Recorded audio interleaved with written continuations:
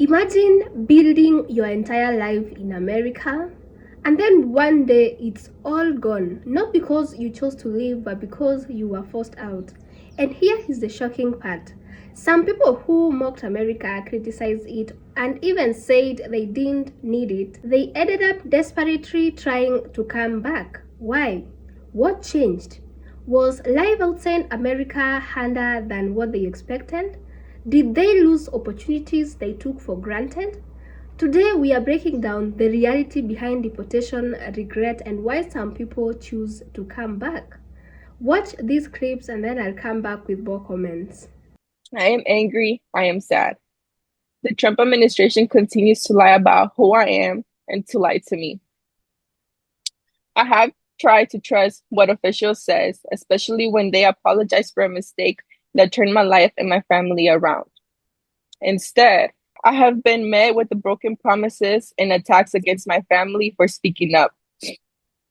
Yesterday was a roller coaster of emotions. I was excited when I heard when I heard there was a flight that would take me back home, back to my community, my family, back to the life that I have built. For the first time in a long time, I felt really hope. Hours later, that excitement turned into a nightmare. An officer told me again and again that I will be released once I landed in the United States. I believed him for a second. I pictured stepping off of the plane and finally being free. But the government-owned billing said something completely different. It showed that I was not going to be released at all and I will be detained again. This this is not just confusion. That it's being lied about my own freedom. I am a dreamer. I have built my life in the United States. My friends, my community, my future are there. I have worked hard, followed the rules, and tried to give back to the place that I raised me. I have dreams, just like anyone else. I want to continue my education. I want to build my career. I want to support my family. I want to keep contributing to the country I call home. Instead, I'm being treated as I do not belong, as if my life does not matter. This is not just about paperwork or policy. This is about my life. It's about being told one thing while something else is being planted behind closed doors. It is about the fear and confusion that come from not knowing whether anything you're told is true. I am angry because this should not happen to anyone regardless of immigration status. I am sad because no one should have to feel this powerless. All I'm asking is for honesty and fairness. I'm asking to be treated like a human with rights and whose life matters, and to be allowed to keep building the life I have worked so hard for in the United States. I was deported March 27th, 2025. I was in the United States working for Res Americas.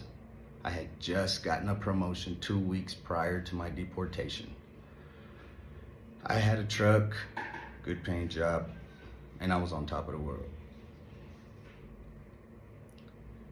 That day showed up. I walked in at 8 o'clock in the morning. I was dressed up. They called my name, and then they said, "Put your hands behind your back." And I said, "Why?" And they said, "It's the new administration." They put me in a room with like 13 other guys. We were all there to check in. Some were there just to change their address. Everyone was nicely tucked. They weren't expecting it. The rooms were awful. I mean, concrete slab. The floors were just disgusting with fingernails and hair everywhere. The toilet was all pissed on. And we didn't have any source of water except the fountain. That's it. No food. No phone call, nothing. From 9 o'clock in the morning, I think they transported us out at 1 o'clock p.m. to Aston, Texas, where we were detained in a detention center the entire night, in a room, concrete, with one tiny bag of one mayo and bologna sandwich and a cup so you can drink water out of the little fountain. That was it. The next morning at 4:30 a.m., they shackled us up, feet, hands, and they transported us to San Angelo. From there, we jumped on another bus, shackled up, transported to Del Rio.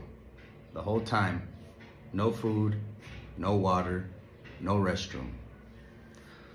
I was bruised on both sides, and I was very dehydrated, malnourished. I was sad, of course. From laying on those concrete slabs, I was just bruised up everywhere. We pulled up, they took the shackles off, and they told us to cross. We crossed, and luckily in my property was my phone, my wallet, and my belongings. Except for my driver's license, my work permit, and my social security card. They took that from me. They was all still valid till July. July 26th was whenever my driver's license expired, and that's whenever my work permit expired.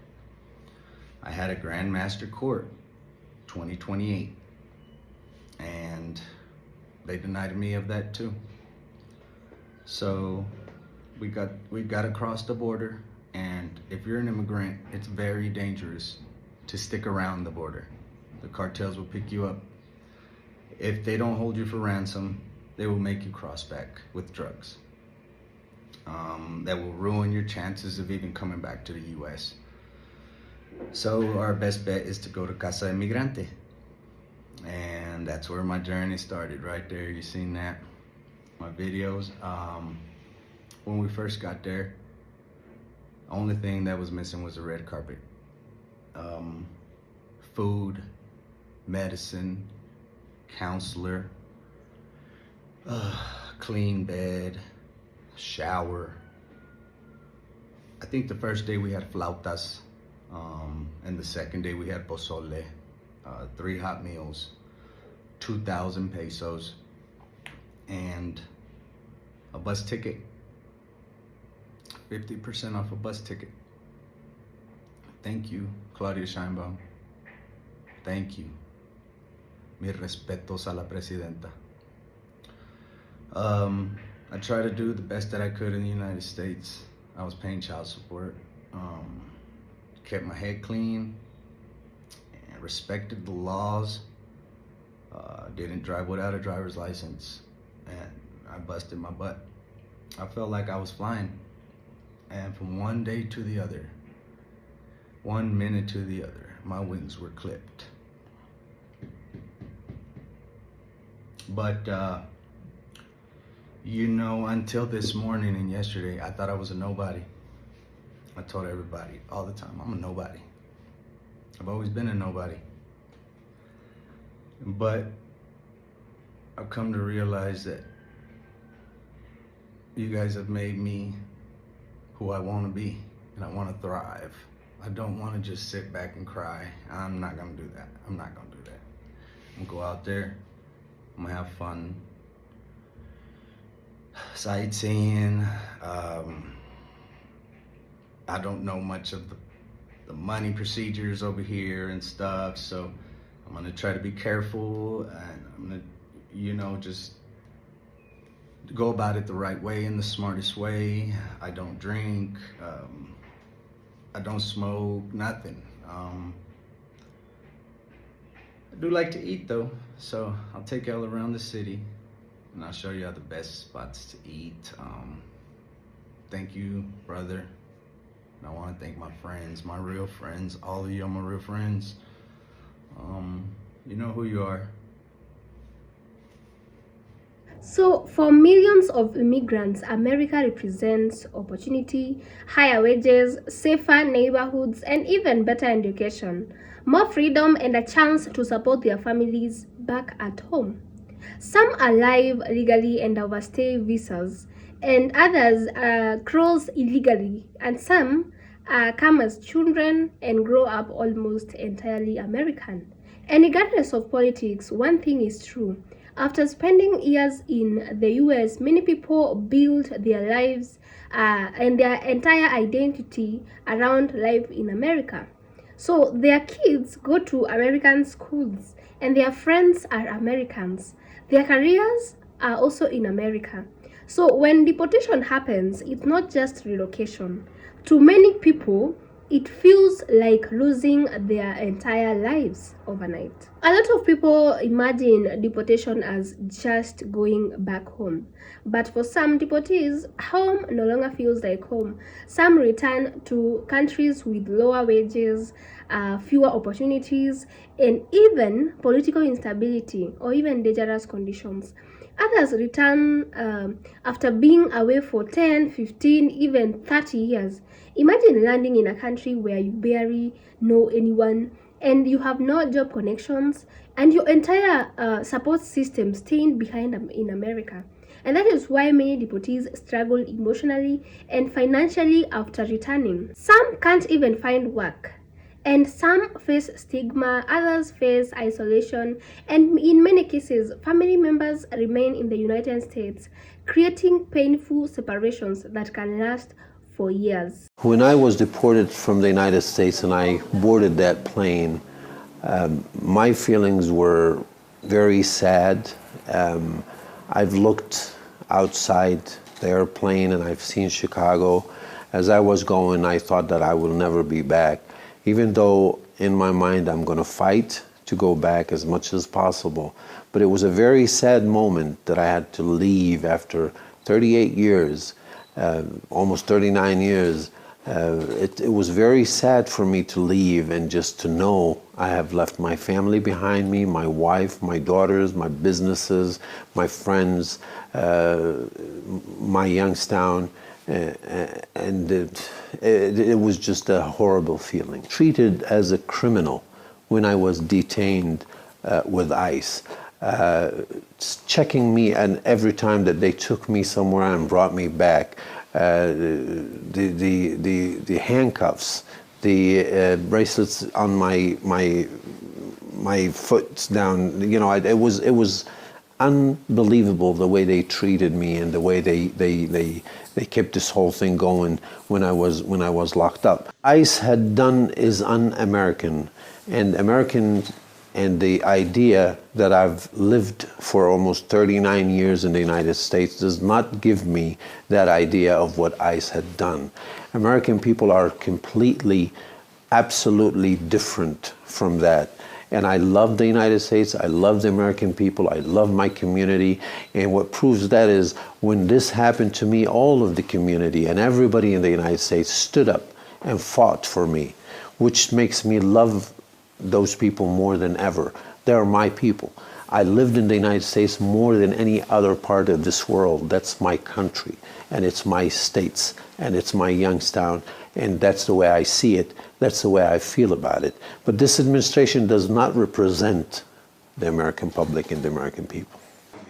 Trying to fix up my life and trying to get things together.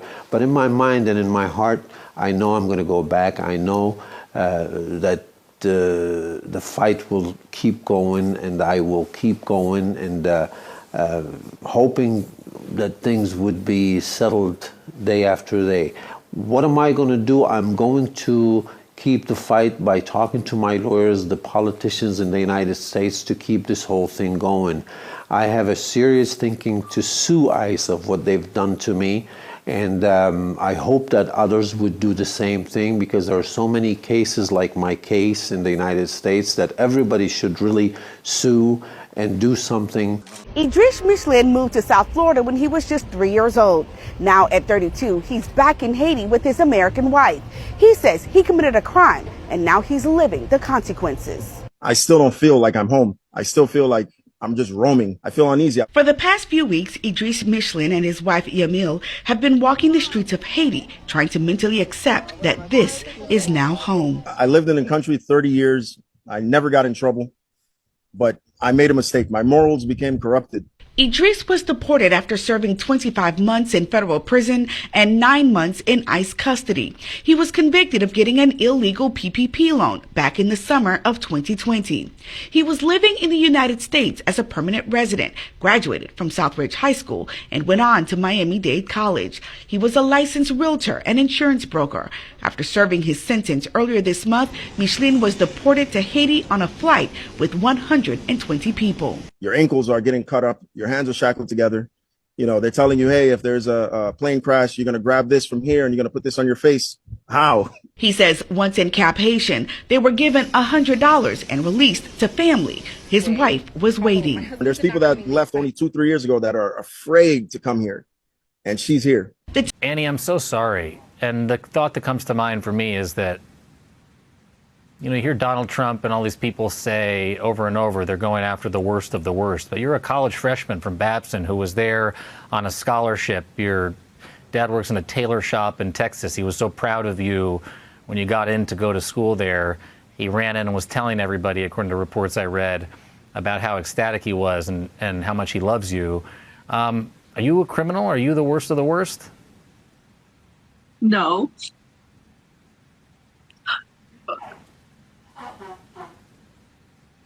What's it like for you to hear people like you described in that way, as being the worst of the worst, as being a criminal? I mean, people are always going to talk, say their opinion, but they don't know what we go through.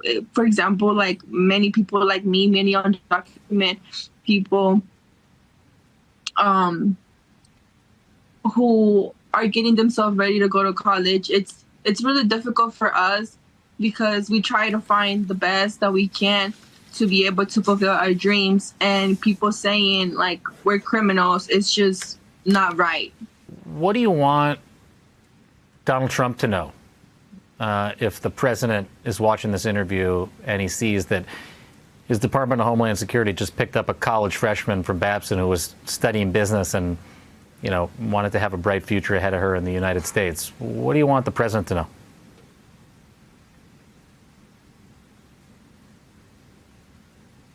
That not all of us are criminals, that many of us come here to be able to work, be able to live a better life from our countries. Many of us want to just work and provide for their families.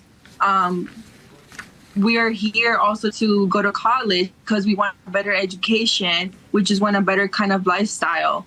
But not all of us are criminals.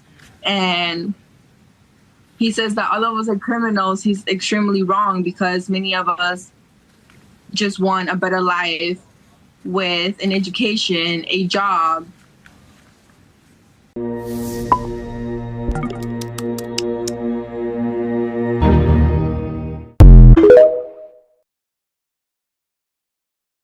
It's very limited here. And now that I'm here, you know, to my country where my flag is, the people are wonderful. The people work hard, but they're trying to overcome obstacles, and I'm here trying to overcome obstacles as well. Everything just flips upside down in less than a month, and then next thing I knew, I was being deported to Honduras. ¿Cómo se abre? Axel Archaga Rios is getting reacquainted with the world he hadn't seen in nearly 15 years. They told me that Trump did not want me in the States no more, that I'm being deported to Honduras. The 18-year-old was deported from the United States last week to Honduras, a country he barely remembered because he left his birthplace with his mother when he was only 4 years old. The teenager says a police officer in Dunwoody, Georgia, where he lived with his family and went to high school, arrested him in late March. He said I ran a traffic stop sign, and then he pulled me over at the school and arrested me. Archaga Rios says it was not until he was booked in the Cobb County Jail that he was informed there was a final order of removal pending against him, and he was being sent back to Honduras only a month after his arrest. In a statement to CNN, the Department of Homeland Security said that Archaga Rios illegally entered the U.S. on June 25th, 2014, near the Rio Grande Valley in Texas, and was released into the country by the Obama administration. An immigration judge issued him a final order of removal on September 1st, 2015. No notice was provided to her or her son. Immigration attorney Alejandro Cornejo tried to stop the deportation by asking Immigration and Customs Enforcement to consider an asylum petition filed by the teenager's mother that was denied for reasons that had nothing to do with her son. Axel's mom is a victim of domestic violence. She was forced to leave the state and move to Georgia. All the documentation that she received from the immigration judge in Florida, she never received. As he tries to adjust to life in Honduras, living with his grandmother, Archaga Rios says he lost almost 30 pounds in detention and had to see a doctor to be treated for what appears to be a skin infection. But all of that pales, he says, when compared to the pain of being torn apart from his family and the only life he ever knew. So this is where things get controversial. Some deportees attempt to legally return through the appeals, visas, or family sponsorship.